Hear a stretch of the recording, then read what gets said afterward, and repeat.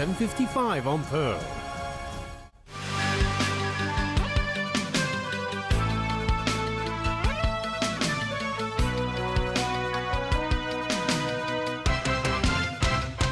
And a warm welcome back to TVB News. Hundreds of lifeguards went on strike today over a dispute involving pay and manpower. The lifeguards have urged the government to improve pay and benefits to try to attract more people to the profession. This Yoon reports. Because of the strike, lifeguard services at Butterfly Beach in Tuen Mun and Anglers Beach in Chin Wan were suspended. As for public pools, the Sham Shui Po Park swimming pool was among those that closed temporarily. A number of other facilities were partially opened, including Hammer Hill Road swimming pool in Wong Tai Sin. This father says he would pay attention to his kids without the presence of lifeguards. This girl says she hopes the lifeguards would be paid more. A manpower shortage, low pay, and an increasing number of swimmers are among their top concerns. About 350 lifeguards took part in the one-day work stoppage. A number of lawmakers pleaded support for the campaign. The union says there will be a pay hike for seasonal staff next year from about $13,000 a month to $14,000. But the union says that's thousands of dollars less than, say, ambulance workers. That's why it's not easy to recruit more new people to join in the lifeguard team. Kwok also said inadequate manpower means the ratio of lifeguards and swimmers has increased. And he pointed out that swimmers from the mainland gave them additional pressure. Their behaviors is different from the Hong Kong people. So we have to do a lot of work for it. So to tell them not to do something at the pool or the beaches. So it's quite a lot of pressure for us to do that. Still, Kwok stressed all are welcome at local pools and beaches. The union handed in a petition to the government. The lifeguards brought along this prop T-shirt, which says technician, to sum up their plight. They insist that life-saving is an individual profession and that they deserve a higher salary than just a general technician. The union is not ruling out further action if its demands are not met. The Leisure and Cultural Services Department, for its part, has apologized to those affected by the strike. Liz Yun, TVB News. To the debate on political reform now. The Medical Association told Chief Secretary for Administration, Carrie Lam, that it would like to see at least 4 candidates running in the 2017 Chief Executive election. Joao de Silva reports. Carrie Lam continued to meet with various groups ahead of a decision later this month by the National People's Congress Standing Committee. Today, the Medical Association presented her with results of a survey conducted among 1,500 of its members earlier this year.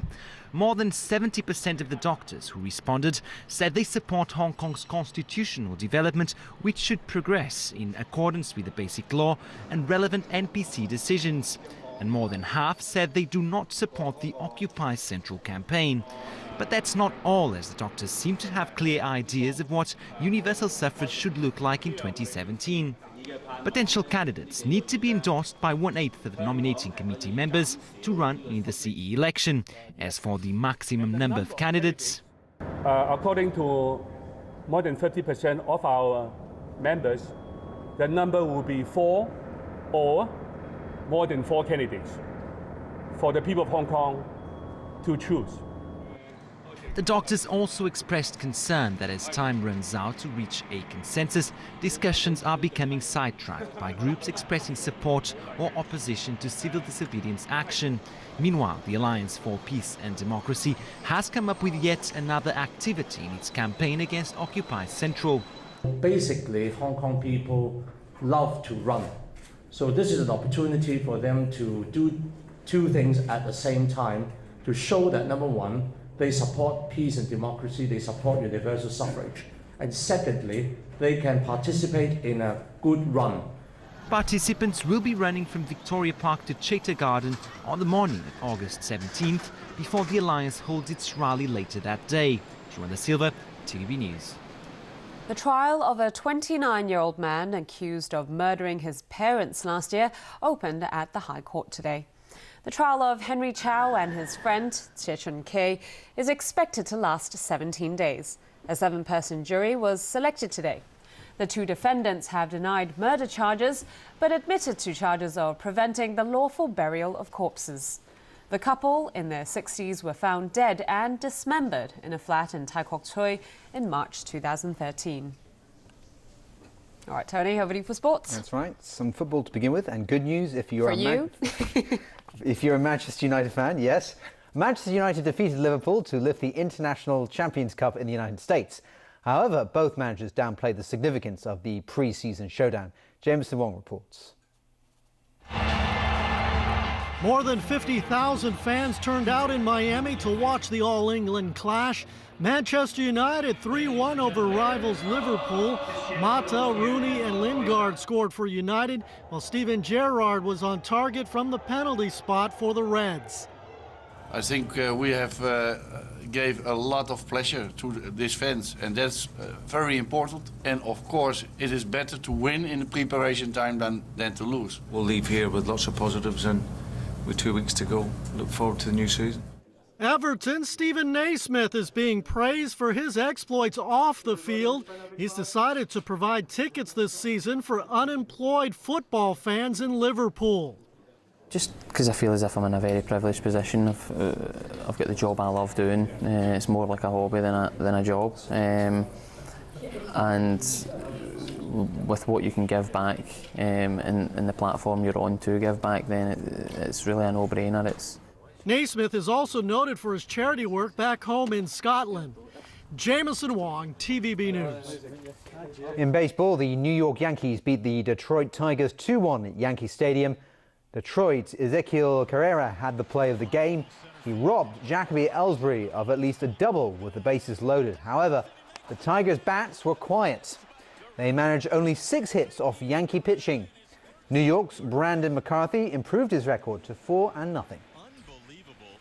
And finally tonight, we take you to Mexico, where an ancient Mayan city has just officially become the latest UNESCO World Heritage Site. Here's Sonia Altero with the details.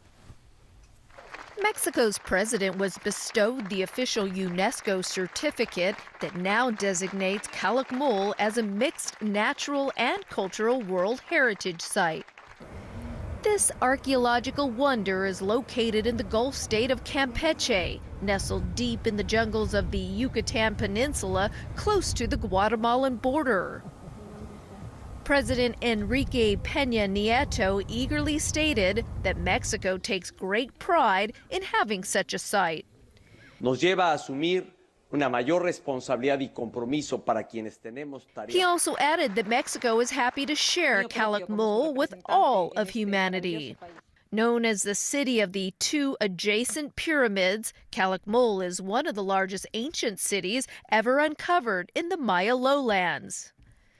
The UNESCO designation covers both the pyramids as well as hundreds of thousands of acres of tropical forests surrounding them. The city's ancient ruins date as far back as 300 BC and played an important role in the region's Mayan heritage for more than 12 centuries. Currently, with 32 listings, Mexico is the country with the most sites in the UNESCO World Heritage List in all of the Americas. Sonia Artero, TVB News. And that's the news for tonight. Thanks for watching. Good night.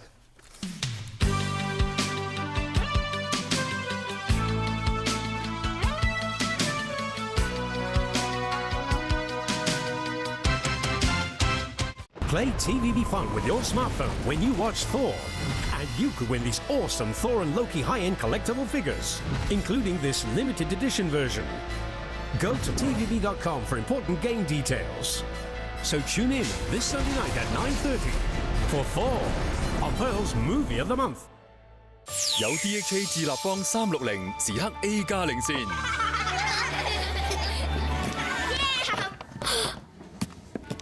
唔使擔心。智力、動作、情感、語言嘅發展對成長好關鍵。安怡寶 A 加創新 DHA 智立方360，小朋友全面發展，識得醒目應變，精靈過人，智、動、情、語全發展，成就 A 加表現，連續12年全港銷量第一，美讚神。Sun Life Financial presents The Weather Report is brought to you by Sun Life Financial.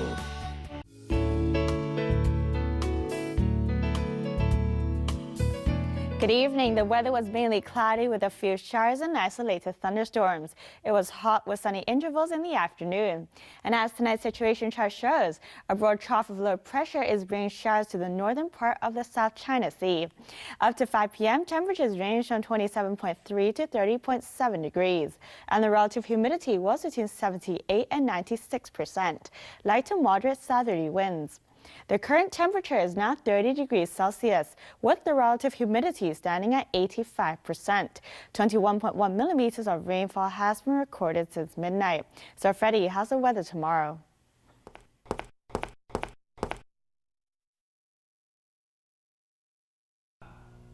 Oh.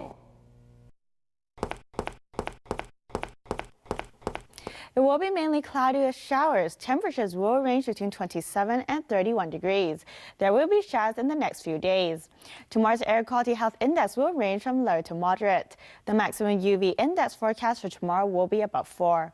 And here's the latest global weather update. Cloudy in Shanghai and Xiamen. Thunderstorms in Guangzhou, showers in Chengdu. Sunny in Beijing, rain in Seoul, bright in Tokyo. Thunderstorms in Bangkok, showers in Manila. Rain in Kuala Lumpur and Jakarta. Thunderstorms in New Delhi, cloudy in Karachi, rain in Mumbai. Sunny in Cairo. Showers in Brisbane, sunny in Sydney, showers in Melbourne, rain in Auckland. Cloudy in Toronto, rain in New York. Sunny in Vancouver, cloudy in Los Angeles. Showers in London and Paris, rain in Amsterdam, cloudy in Frankfurt, bright in Zurich. And that's the weather. Have a lovely evening. It was brought to you by Sun Life Financial. Life's brighter under the sun. It's been 3 days and no answers. Folks are getting scared. With the world cut off. What happens when we run out of everything? And anarchy setting in. The dome that's covering this town. We will get out of here. Is only the beginning.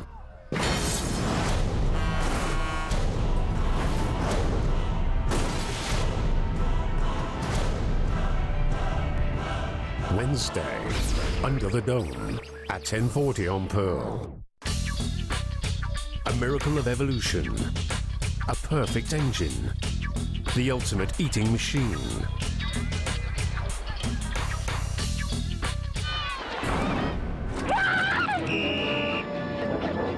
From award-winning director Steven Spielberg.